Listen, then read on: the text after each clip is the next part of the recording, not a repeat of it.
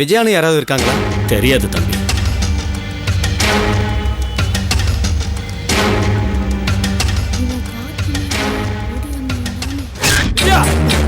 மறுபடியும் சொல்றேன், நீ செஞ்சது ரொம்ப தப்பு.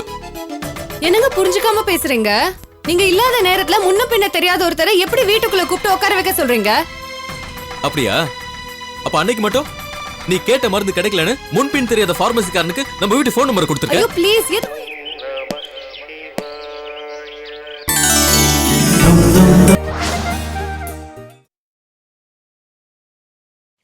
அம்மா ஃப்ரெண்ட்ஸுங்களெல்லாம் கூட்டிகிட்டு போக சொன்னாங்க. அவங்க வரக்கூடிய சூழ்நிலையில் இல்லை. அதனால என்ன சொன்னாங்க? உன்னையாவது கூட்டிகிட்டு போக சொன்னாங்க.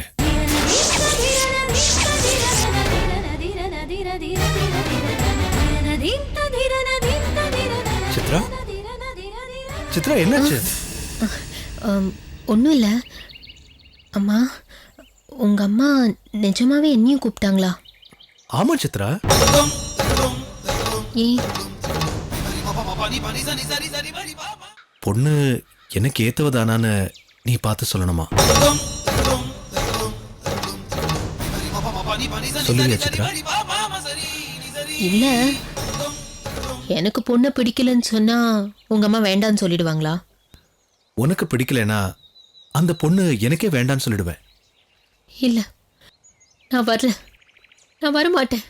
வேண்டாம், கண்டிப்பா நான் வரமாட்டேன். சித்ரா, இது உங்க அம்மா ஏதோ ஒரு விஷயம் பறிச்சுக்காக என்ன கூப்பிடுறாங்க. நான் அங்க வரக்கூடாது. நிஜமாவே அந்த பொண்ணு நல்லா இல்லைன்னு சொன்னா அவங்க என்ன நம்ப மாட்டாங்க. ஒருவேளை நான் அவங்க கூட வந்து நிஜமாவே அந்த பொண்ணை பிடிக்கலன்னு சொன்னா அவங்க நம்ப மாட்டாங்க. சித்ரா, அப்படி இல்லைன்னா அவங்களுக்கு அந்த பொண்ணை பிடிச்சு எனக்கு ஒருவேளை அந்த பொண்ணை பிடிக்கலன்னா அவங்க அதுக்கு ஒத்துக்க மாட்டாங்க. சித்ரா, இல்ல, உங்க அம்மா ஏதோ விஷயம் பறிச்சுக்காத. இல்ல, நான் வரக்கூடாது. நான் வரமாட்டேன். ஏன் வரமாட்டேன்? சித்ரா, நான் வரமாட்டேன். சித்ரா, நான் சொல்றது கேளு சித்ரா. கம் ஆன், இங்க வா. ஓகே ஓகே, நீ வர வேண்டாம். Relax relax, just relax. ஒண்ணு இல்ல, come on, sit down, leave it. Chitra, இந்த சம்பவத்தை இதோட நீ மறந்துடு. நீ வர வேண்டாம்.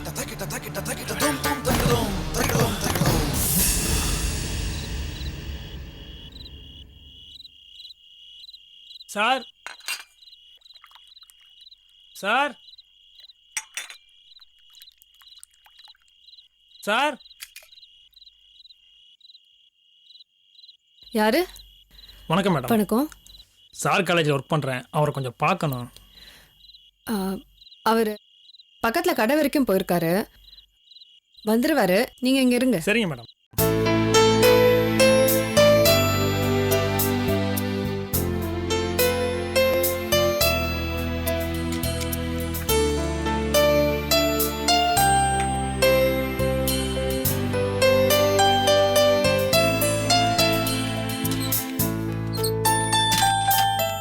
சார் வணக்கம் சார். என்ன பாஸ்கர், நீ எப்போ வந்த? இப்போதான் சார் வந்தேன். வெளியே நின்றுட்டு இருக்க, உள்ள வர வேண்டியதானே? பரவாயில்ல பரவாயில்ல சார். சரி இரு, நான் வந்துடுறேன். சரிங்க சார். ஜோதி, என்னங்க என்ன பண்ணிட்டு இருக்க? வந்துட்டீங்களா? சரி காஃபி போடு. சூடா தான் இருக்குது, தரேன். நீ செய்யறது உனக்கே நல்லா இருக்கா? என்ன தேடி ஆபீஸ் ஸ்டாஃப் வந்திருக்காரு. அவர் அப்படியே வெளியே நிக்க வச்சிருக்கேன். உள்ள கூப்பிட்டு ஒரு கப் காஃபி கொடுத்தா என்ன குறைஞ்சா போயிடும்? என்னை பத்தி அவங்க என்ன நினைப்பாங்க? இந்தாங்க, போய் கொடுங்க. ஏன் இதை நீ கொண்டு போய் கொடுக்க மாட்டியா? என்னால முடியாது, நீங்க வேணா போய் கொடுங்க. உன்னை திருத்தவே முடியாது. பாஸ்கர், என்ன காஃபி. சார் நீங்க போய் இதெல்லாம்? இல்ல பரவாயில்ல பாஸ்கர், என் மனைவிக்கு கொஞ்சம் உடம்பு சரியில்லை, அதான் நானே போட்டு கொண்டு வந்தேன். உடம்பு கொஞ்சம் நல்லா பார்த்துக்க சொல்லுங்க சார்.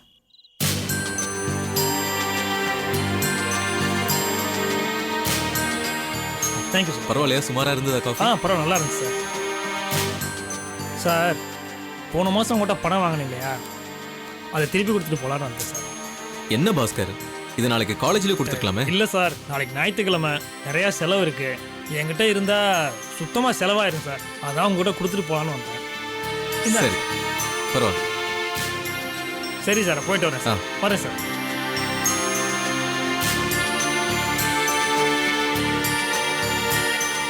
ம் காஃபி. எனக்கு வேணாம். மறுபடியும் சொல்றேன், நீ செஞ்சது ரொம்ப தப்பு. என்னங்க புரிஞ்சுக்காம பேசுறீங்க? நீங்க இல்லாத நேரத்துல முன்ன பின்ன தெரியாத ஒருத்தரை எப்படி வீட்டுக்குள்ள கூப்பிட்டு உட்கார வைக்க சொல்றீங்க? அப்படியா? அப்ப அன்னைக்கு மட்டும் நீ கேட்ட மருந்து கிடைக்கலன்னு முன்பின் தெரியாத பார்மசிக்காரனுக்கு நம்ம வீட்டு ஃபோன் நம்பர் கொடுத்துருக்க. ஐயோ ப்ளீஸ், எதுக்கும் முடிச்சு போடுறீங்க? இது பார், என்ன இருந்தாலும் நீ செஞ்சது தப்புதான். இது நாகரிகம் இல்லாத செயல். தயவு செஞ்சு உன்னை மாத்திக்க.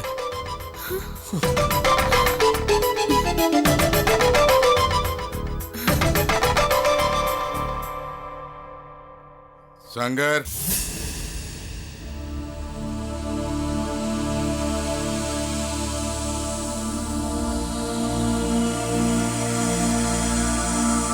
என்னப்பா?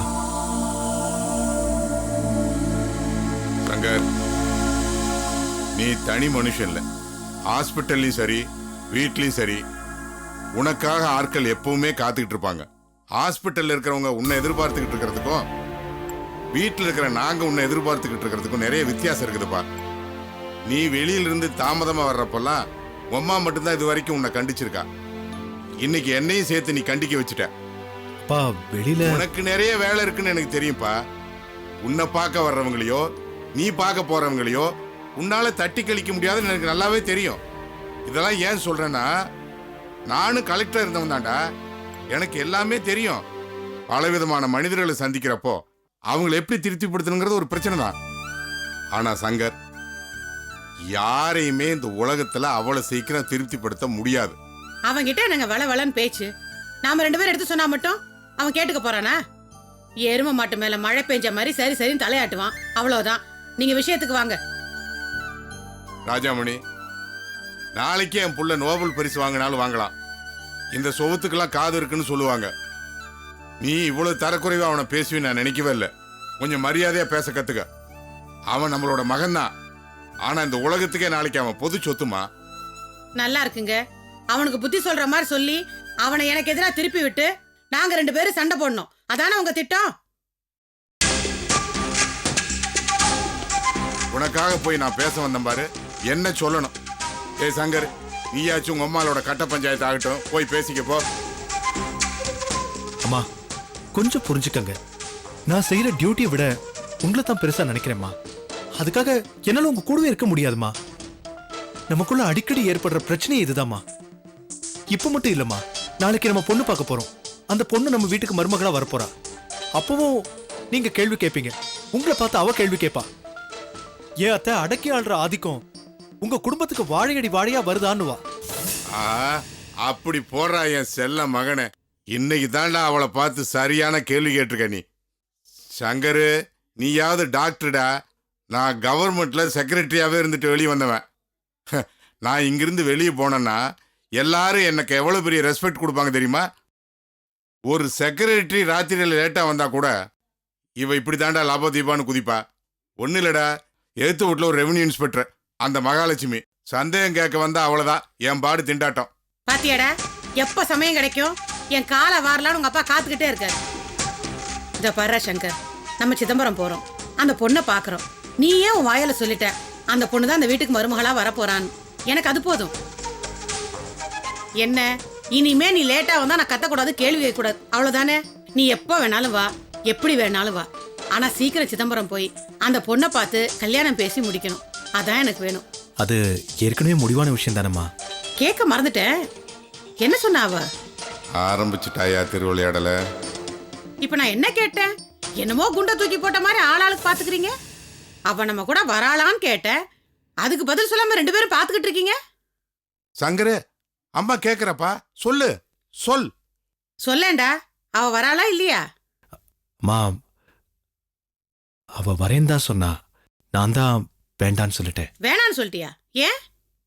போற இடத்துல இவ என்ன வேணும், இவ யாரு, சொந்தம்னா எந்த வகையில சொந்தம், இப்படி பல கேள்விகள் எழும்பும். அவளை கூட்டிட்டு போறதுனால அவளுக்கும் கஷ்டம், நமக்கும் கஷ்டம். அதனால நான் தான் வேண்டான்னு சொல்லிட்டேன். ஏன்? அவ வந்தா நான் பாத்துக்க மாட்டேனா? அவங்க வந்த உடனே எல்லாரும் அவளையே பாப்பாங்க, அவளை பத்தியே பேசுவாங்க. என்ன பெரிய ரதி பாருங்க. ஒண்ணும் இல்லைங்க, அவ வராதுக்கு ஏதாவது காரணம் சொல்லியிருப்பா. அதையும் கேட்டு வந்து ஐயாவும் ஏதோ கதை சொல்றாரு. அவ கிடக்குறா, விடுங்க. ஏங்க அவனே சொல்லிட்டான், எப்ப சிதம்பரம் போலாம்? திருச்சியிலேருந்து உன் பொண்ணு மாப்பிள்ளையும் எப்போ வர்றாங்கன்னு கேளு. ஃபோன் போட்டு உடனே பேசு. அவங்க என்னைக்கு வர்றான்னு தெரிஞ்சுக்கிட்டோம்னா அதுக்கு தகுந்த மாதிரி போறதை பத்தி முடிவு பண்ணலாம். என்ன சொல்லியும் கேட்க மாட்டேங்கிறான். எவ்வளவு சீக்கிரம் அந்த சித்திராட பிரிக்கிறோமோ அதான் நல்லது. அவளா நானான்னு பாத்துருவேன்.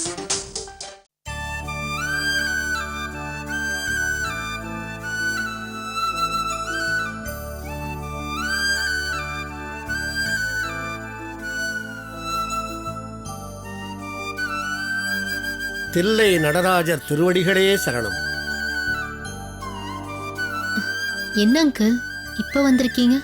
அதான் பிராக்டிஸ்லாம் முடிச்சாச்சே, ஏதாவது திரும்ப பார்க்கணுமா? நவக்கிரக நாட்டிய புரோகிராம நாம நடத்துறதுக்கு இன்னும் 2-3 நாள் கூட இல்லம்மா. என் மனசுக்குள்ள ஒரு சின்ன நெருடல்மா. இன்னும் ஒரு தடவை ரிஹர்சல் பார்த்துட்டா நல்லா இருக்குன்னு தோணுச்சு. அதான் சொல்லாம கொள்ளாம வாத்தியக்காரங்களோட வந்துட்டேன்.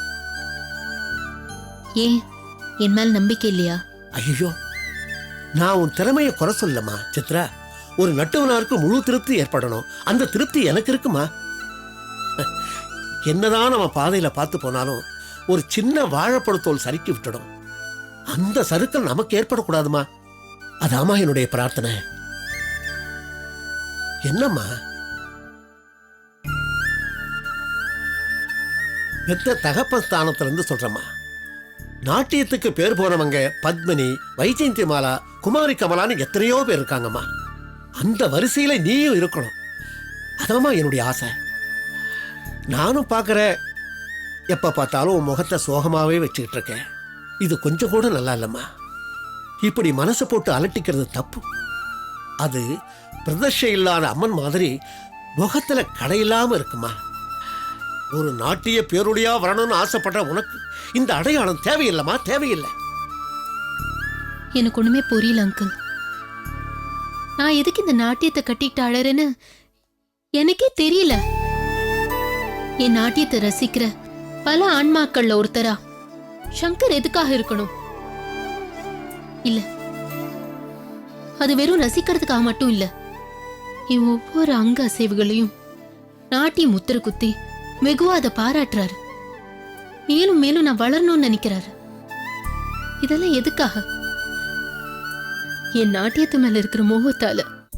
அது மட்டும் இல்ல, முன்னெல்லாம் பல சபாக்கள்ல அவரே ஏறி இறங்கி எனக்காக சான்ஸ் கேட்டிருக்காரு. எல்லாராலையும் நான் போற்றப்படணும், பாராட்டப்படணும்னு நினைச்சிருக்காரு.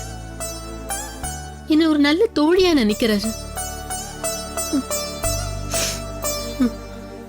ஆனா நான் நினைக்கல. சித்ரா, ஆமா அங்கிள். அவரோட உண்மையான அன்பை புரிஞ்சுக்காம, அவரை நல்ல நண்பரா நினைக்காம, அவரை என் மனசுக்குள்ள ஆத்மார்த்தமான காதலனா நினைச்சிட்டு இருக்கேன். இப்ப போய் அவர்கிட்ட என் காதலை நான் வெளிப்படுத்தினா அவர் மனசு எவ்வளவு பாடுபடும்.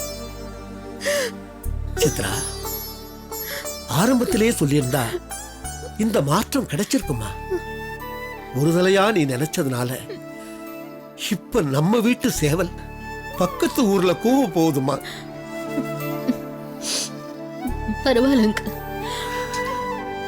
நான் கொடுத்து வச்சது அவ்வளவுதான்னு நினைச்சுக்கிறேன். நீ கவலைப்படாதம்மா, நான் இருக்கேன். எல்லாம் நல்லபடியா நடக்குமா, நல்லபடியா நடக்கும்.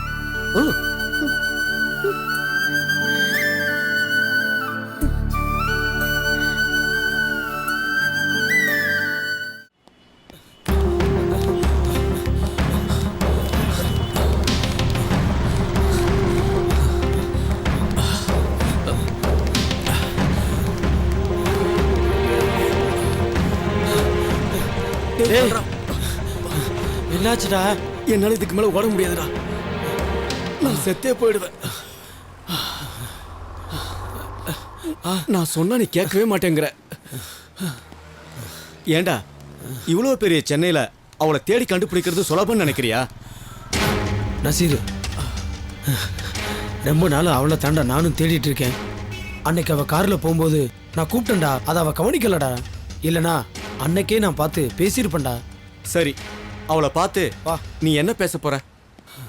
நசீரு, அதெல்லாம் உனக்கு விவரமா சொன்னாதான் புரியும். ஒரு காலத்துல அவளை நான் விரும்பினது உண்மைதான். இப்ப அவ எனக்கு கிடைக்காட்டினாலும் பரவாயில்ல. அவ நல்லா இருக்கான்னு தெரிஞ்சாலே அதுவே எனக்கு போதும்டா. இவ்வளோ நாளா நான் சென்னையில் இருக்கிறதுக்கு காரணமே அவதான்டா. சார், விஜயானு இந்த தெருவில் யாராவது இருக்காங்களா? தெரியலீங்களே. எங்க தெரியலையா? இந்த ஏரியாவுல விஜயானு யாராவது இருக்காங்களா? தெரியாது தம்பி.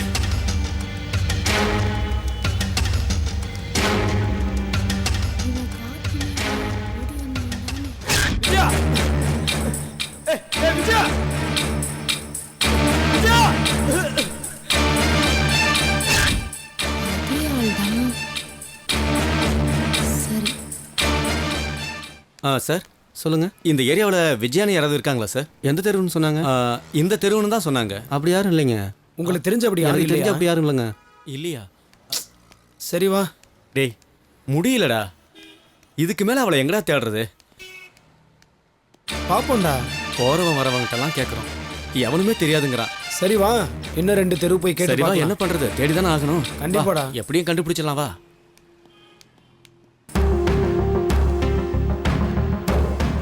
டேய், எப்படியாவது அவளை கண்டுபிடிச்சாகணும்டா. டேய், போலாம் பாதரா, வண்டி ஏறா போடா. சரிடா, வா போலாம்.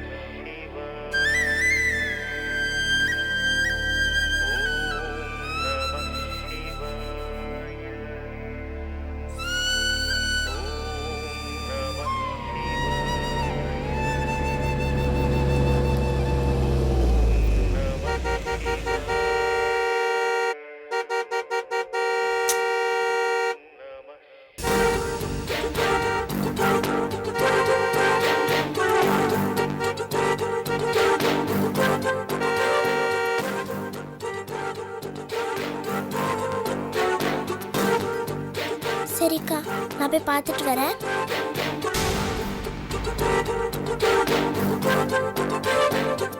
நித்யா,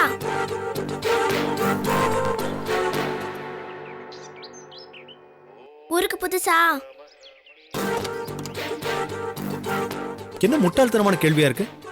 புதுசா வந்தா ஹார்ன் அடிச்சா கூட வழி விட மாட்டீங்களா? மிஸ்டர், இங்க நந்தி பூஜை நடந்துட்டு இருக்கு. பார்த்தா தெரியாதா உங்களுக்கு? பூஜையில் உள்ளப்போ எல்லார் மனசும் கடவுள்கிட்ட தான் இருக்கும். அந்த சமயம் அணுகுண்ட சத்தம் கேட்டா கூட எங்க காதுல கேட்காது. படிச்சவங்களா இருக்கீங்க, இது கூட அவங்களுக்கு தெரியல? அம்மா தாயே, நீ தான் படிச்ச மேதாவி, நான் ஒத்துக்கிறேன். நான் கொஞ்சம் அவசரமா போகணுமா, கொஞ்சம் வழி விட சொல்றியா? உங்களுக்கு அவசரம்னா இதுவா வழி? இந்த சின்ன பாதையில கட்டவணி மட்டும்தான் போவும் வரும். காரு, பஸ், லாரிலாம் இங்க வரக்கூடாது. இந்த நந்தி பூஜைய எங்க அக்கா நடத்துறாங்க. பூஜை முடிஞ்ச பிறகுதான் எல்லாரும் கலைஞ்சி போவோம். அப்பதான் எல்லாரும் இந்த பக்கம் போகணும். இது தெரியாம வந்துட்டு தக்கத்தையான்னு குதிக்கிறீங்க. அவசரமா இருந்தா வந்த வழியாவே போங்க.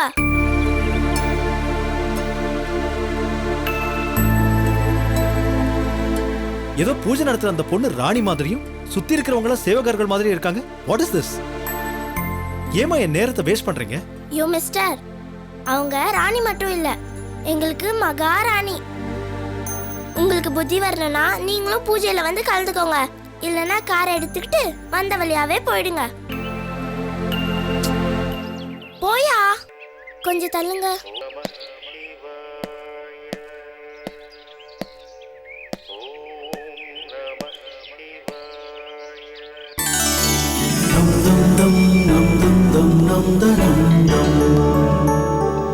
Dum dum dum